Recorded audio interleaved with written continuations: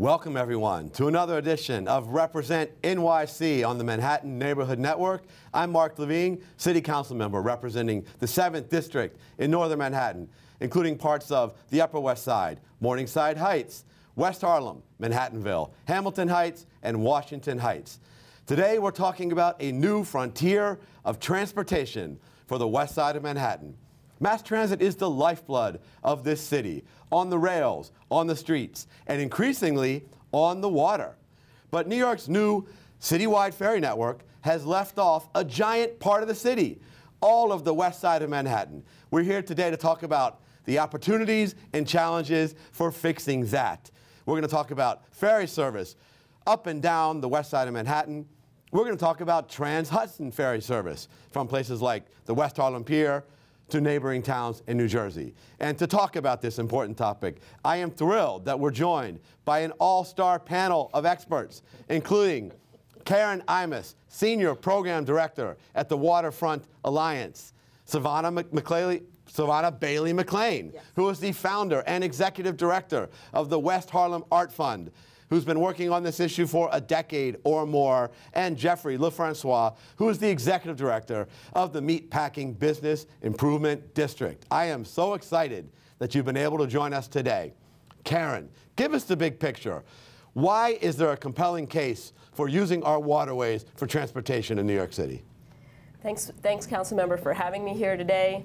Waterfront Alliance, the organization I work for, is all about resilient and revitalized waterways. The history of our harbor city is really built around people using the waterways for transit and movement of goods. And we're at a time right now where the city's population is growing faster than ever, where density is increasing in many neighborhoods, and having resiliency in our transportation system is incredibly important. And that's really where ferries come in. We've been a vocal advocate to bring more ferry service to New York City, and we're really pleased to see how NYC Ferry has taken off in recent years. Ridership is surpassing expectations by... How many people are using the ferries, NYC Ferry? By 2023, the number is expected at 11 million. Incredible. And that is a huge number, surpassing expectations. This is including all the new routes that are going to come in over the next year or two. What's been really remarkable about NYC Ferry, and you could think of it sort of as a startup, experimenting with how to put in the ferry infrastructure, looking at different sites across the city and where it makes sense to put in the landings. You can put one of these landings up very quickly. This is not the kind of capital infrastructure that's needed to build a subway or put in a new bus route in. You can pop them up, you can take them down. So it's really, from an investment point of view, a really strong cost-benefit analysis. And we're hearing from people riding the ferries that they're really happy with the experience. It's a pleasant way to travel around New York, to see New York, and to get to some of the communities that are harder to access by mass transit. What parts of the city are currently covered by NYC Ferry? So NYC Ferry is now in all 5 boroughs. Staten Island is about to come on. So it ranges from the east side of Manhattan to parts of Brooklyn, Red Hook, Sunset Park, Astoria, Long Island City, and Queens, Soundview in the Bronx.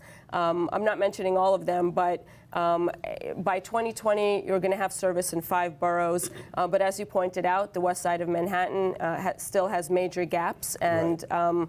From the perspective of where waterfront communities are growing, and that's been a big driver of NYC Ferry. I mean, waterfront neighborhoods are changing dramatically. With the west side of Manhattan is a really compelling case to bring ferry service. What are the east side stops? How far north do they go in Manhattan? So the east side stops go as far as East 90th Street. Then you have 34th Street, you have the Lower East Side, around Stuytown, going all the way down to Wall Street. So the east side of Manhattan is fairly well covered, and there's all sorts of connections to Brooklyn and Queens. We would argue there's probably ways to even improve access on the east side, like, for example, between Astoria and East 90th Street. And they are really heavily used routes. The Brooklyn Navy Yard recently came online. So you see these incarnations every year or two where EDC does studies and tries to assess where to put in new stops and to put in new landings, and they take public input.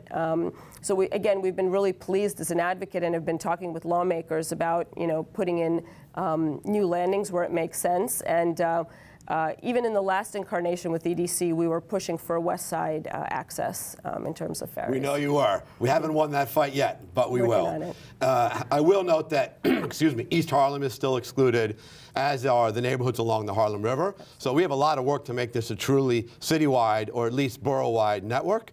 I want to talk to you, Savona. You have been fighting for ferry access at West 125th Street in the Hudson River, I think for a decade or more, beginning to your role as chair of the Economic Development Committee of the local community board, CB9. Tell us about the origins of this fight and your role over the last decade. So the committee was waterfront and economic development because the board realized that we were a waterfront community. So that was number one. I took over the chairmanship after Merida Dunn, and we were just beginning the construction of West Harlem Piers, which is a beautiful waterfront park. It's more long and narrow than it is wide. And basically, we asked for certain amenities, not just the slips where we could have boats there, but we also wanted to make sure that there was passive recreation for the local community, that sort of grassland on the upland. It's really a wharf, and a lot of people kind of misunderstand that that area is a wharf. What's the difference between a wharf and a pier? So it's piers, but it is a wharf. Okay. And it has to deal with jurisdiction because oftentimes people wanted to push it to be parkland. But under 3 controllers, we decided that a wharf would be better because of the bulkheads.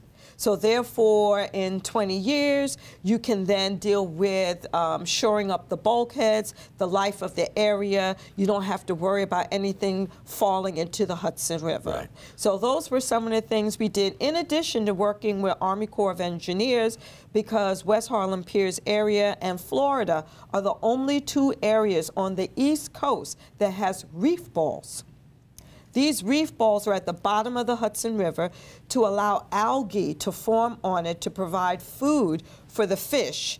And that was a concession to make sure that there was enough light for fish to spawn, since the Hudson River has been cleaning up quite a bit. So we made all of these, preparations, and then there was the promise that has never been realized for an intermodal station at 125th Street for bus, boat, and rail. So we're a block away from 125th Street and Broadway, where the subway is, but then you have the bus, the Bronx 15, that goes all the way across, and then the boat. So therefore, we could activate the area economically to benefit the local community. We just got a city bike dock there, too, so that's one more mode in place. Train service yet to come, as well as ferry.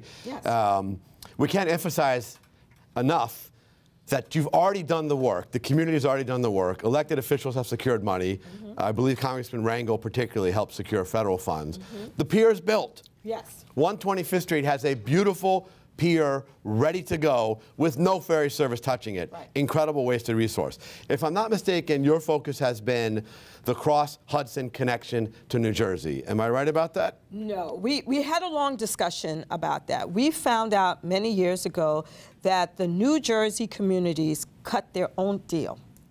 And that was to have ferry service to go from Fort Lee, Edgewater, to go down to Lower Manhattan, because they had a lot of executives who lived in those bedroom communities to go to Lower Manhattan. So this was really discussed between EDC, the state of New Jersey, and there was no interest to go from New Jersey. That has changed. Okay. Yes. In fact, the mayor of Edgewater, New Jersey, Mike McPartland, is now aggressively working to help us get a route between West Harlem and Edgewater, a 3-minute trip.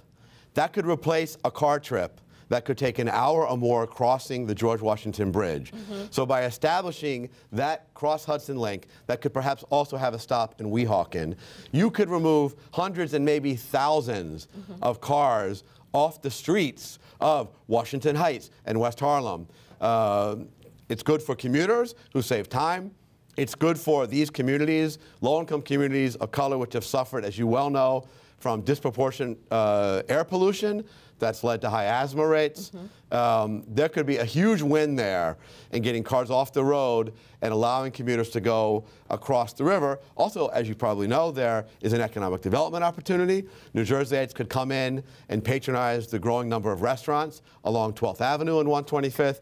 And there are many people who live in our neighborhood and work in New Jersey, and that could be a reverse commute for them. With the Columbia campus going up there now, and thousands of people. That's my concern. Yes. My concern is that there's too much concern about Columbia University and not the local people.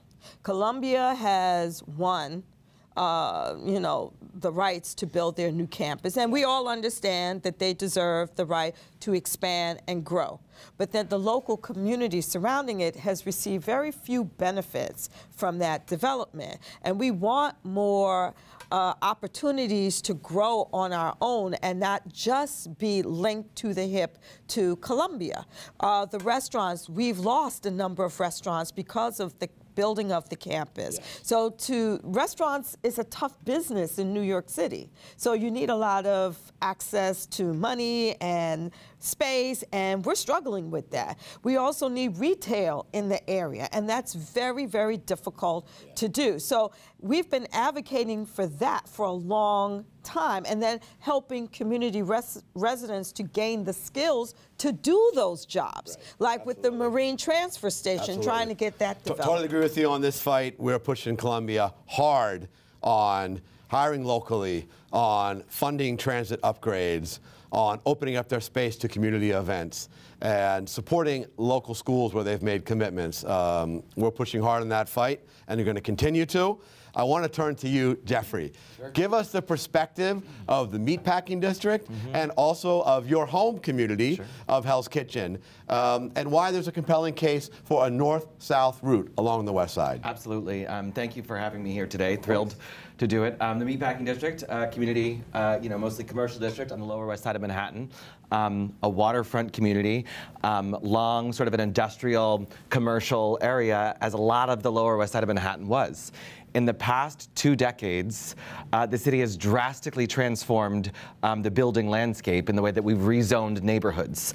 And so whether you agree with the rezonings or not, there's a tremendous amount of density, new residential communities that are going to be coming further and further west in Manhattan that have never lived in these parts of the city before. And as we've done that, we're moving them further and further away from established forms of transit. It's very expensive to build a subway. Even though I want a 10th and 11th Avenue subway, it's very expensive. We have the infrastructure in place. There's piers that line the Hudson along the west side of Manhattan. We need a lateral network. One of the issues, the flaws of the EDC studies, they didn't consider a fully realized neighborhood, meaning if there's potential to develop a particular site because of what the zoning allows, what does that building look like at its biggest size, right? Number of people living there, number of people working in that community. Folks need ways to get around town. And I think from a public transit perspective, the more ways we have to move folks more efficiently and easier about the city, the better off we are as a whole. And there's a real interest to do that. You know, we're, you know, close to 11th Avenue, which for a long time was just a warehouse auto mechanics corridor, right? Now, almost 4,000 apartments have been built in the 57th Street and 11th Avenue, 10th Avenue area. As you look further south, the same thing is happening in Chelsea. You know, the rezonings in Hudson Square, further south around Canal Street. The Columbia rezoning, there was stuff further uptown in Inwood and Washington Heights. So we need to plan to allow folks to have a community that they are going to live in that can get them from A to B without half a mile, 3/4 of a mile walk to the subway, or a bus subway commute. We see our friends in other boroughs who it takes hours to get to where they work because they have to do a walk to a subway, to a bus, to a subway. This is Manhattan. We're very lucky. We should have as many opportunities for public transit as possible. Absolutely. If you take the #1 train during rush hour, it is at capacity. Yep. Routinely, you have to let one or more trains pass you by because you can't get on. There's no more capacity on that line. And that's before we have fully brought online all the new residential development in the 50s, the 40s, the 30s, all of it. in Chelsea, in Meatpacking, Hudson Square, FiOS, Tribeca. There's virtually no neighborhood along the west side of Manhattan where the residential population and also the office population is not increasing. And we're already at capacity on the subway lines. And we certainly don't want all those people hopping in cars making the insane gridlock even worse. One of the issues we've seen with the huge developments happening on the far west side is these buildings are offering shuttle services for the residents to be driven to certain subway hubs. But what is this doing? Adding traffic. The vehicles are idling around Columbus Circle. They're idling in front of the buildings. Sure, it's nice to have a ride to get to the subway, which is public transit, that's great, but how about making public transit more efficient from where people are actually living? And not just requiring additional private services to get to really a robust public transit network. That's right. And the waterway is an easy, effective way to do it. And not only is there a ready-made pier on 125th Street, there's also an established marina on Dyckman Street. All the way, exactly. Yes. So we could connect the entire length of Manhattan. Every one of those neighborhoods has a compelling need. Tell us about what are the potential sites along the length of Manhattan that you think there would be a demand and the physical infrastructure to have a ferry landing. Absolutely. We'll start down south. World Trade Center off Liberty Street is a bustling ferry terminal to this day because a lot of New Jersey boats come into there. And that's a great starting point for downtown. From there, we could jump up to Pier 40, which is at the foot of Houston Street in the river. It's a huge, hulking pier that has lots of big boats on it. Easy place to bring a ferry up to.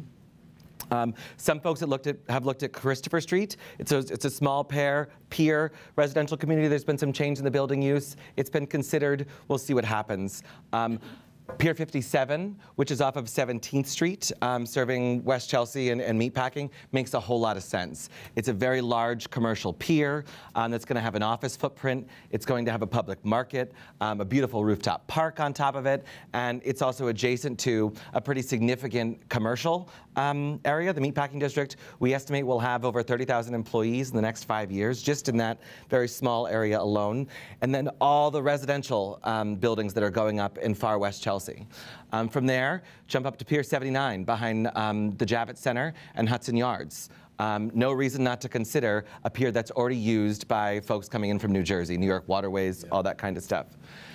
Jump up a little further. You have Pier 84, and I'm putting piers that could be possible. Maybe not all of them are gonna become a route, but that they might make sense. Pier 84 off 44th Street, right above 42nd Street. Again, the backyard of a residential community.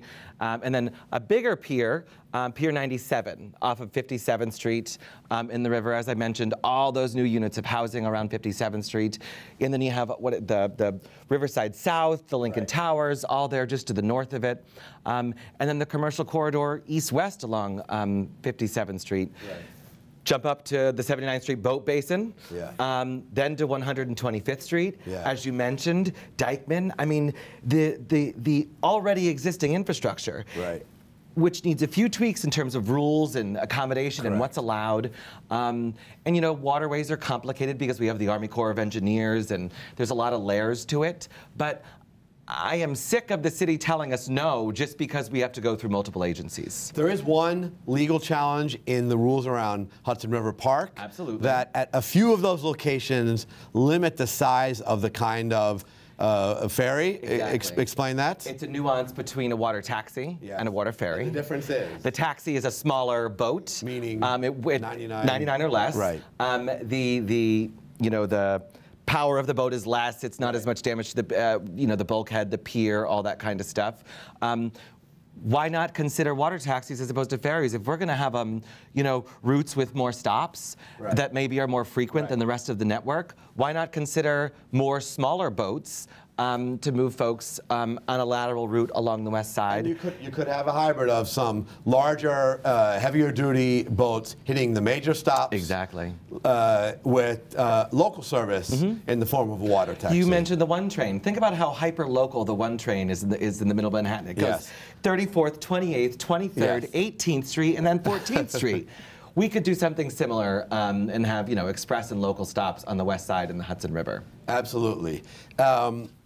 The city, or EDC, has proposed creating one route that would touch the west side of Manhattan. Explain those locations that would be served, and if you understand it, the rationale. So the route that's coming online in the next year or two is going to be St. George and Staten Island to World Trade Center in Lower Manhattan, up to a terminal in the 30s, one of the main hubs. And so I think, in doing the plan, NYC Ferry always envisioned a 5-borough plan. And so I think that's part of the consideration. Hudson Yards and the development of, as Jeffrey said, some of the rezonings on the west side is a consideration. With that said, it should be a fairly simple plan to extend the line farther north. They're going to put boats into into that route. The piers are already essentially there at 125th Street at Dyckman Marina. 57th Street would be another ideal location. And so, clearly extending that farther north would be a logical next step. And, I would just add that, the key word here when I think discussing ferries versus buses versus subways, it's not a versus, it's multimodal. It's resilience. How many times does the subway shut down because of something, or you have massive delays, or you have an emergency in New York City? I mean, think of 9/11. People were evacuated out of the city by boat from Lower Manhattan. So the ferries are not intended to take the millions of riders every day that the subway carries, but having that level of resiliency, having those multimodal options for a global capital like New York and a borough like Manhattan is absolutely essential. I will say that route is somewhat perplexing to me, at least from a Manhattan perspective. There's no demand to go from the west side of Manhattan to Staten Island, with very, very, very few exceptions. No offense to my friends on Staten Island. And even the Manhattan connection, as Jeffrey has pointed out, probably would be more helpful if we went around to Wall Street, and then you are linked in to the broader ferry network. You could hop out to the Rockaways for a weekend at the beach. You could hop over to Queens to visit friends.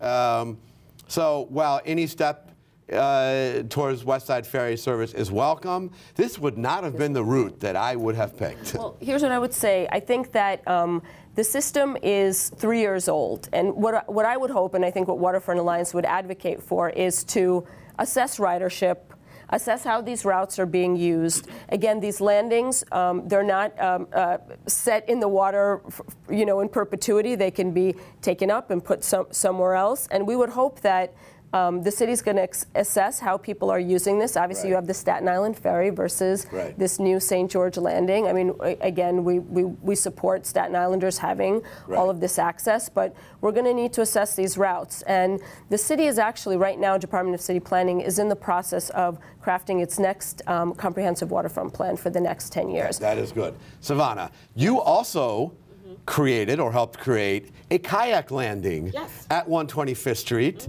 And I'm sure that's still going strong, right? Can I go out there and kayak this weekend? I can't. Why not? Because it was destroyed. Oh, no.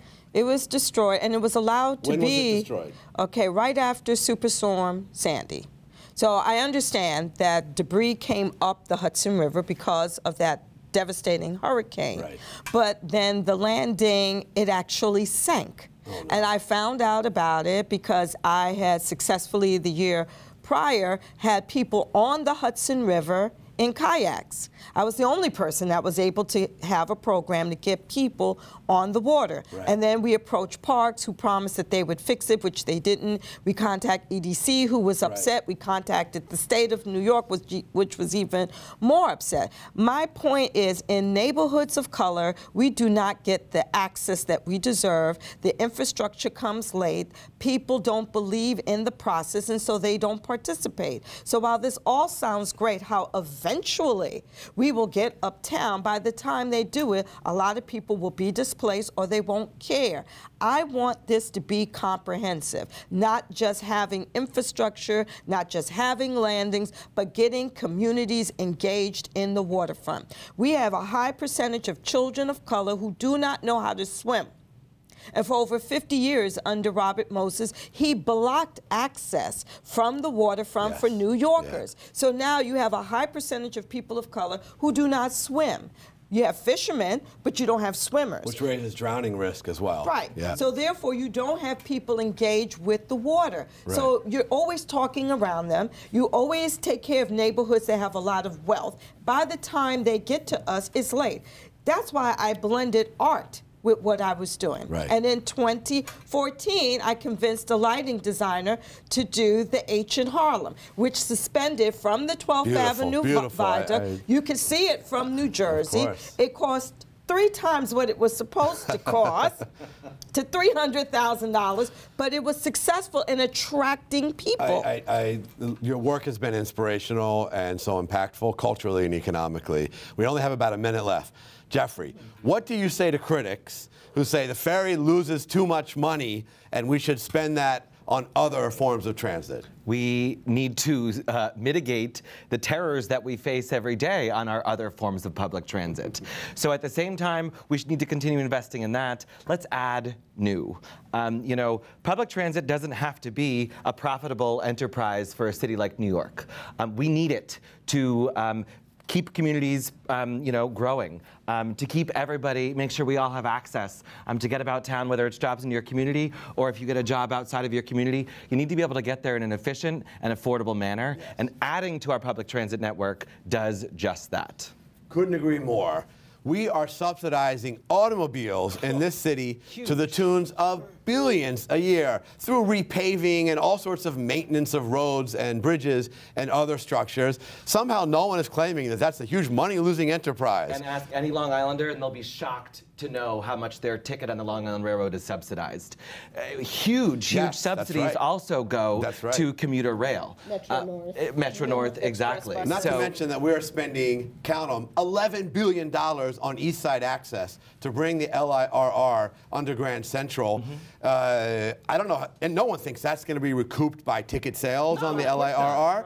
That's just a pure subsidy helping suburbanites. Yes. We're talking about a tiny fraction of that kind of investment that is already helping 11 million riders per year, and through the vision we're laying out here today, could also touch communities up and down the West Side, some of whom, as Savona points out, have been neglected for far, far too long. Absolutely. We have unfortunately come to the end of this outstanding conversation. I want to thank all of my guests. Karen Imas, the Senior Program Director of the Waterfront Alliance. Savona Bailey-McClain, the founder and executive director of the West Harlem Art Fund, and Jeffrey LeFrancois, the executive director of the Meatpacking Business Improvement District. Thank you all for this great discussion. I wish we had more time. I agree. We're going to have to come back for an update soon. Again, I'm Mark Levine, City Council member. I want to thank you for joining us on another edition of Represent NYC on the Manhattan Neighborhood Network.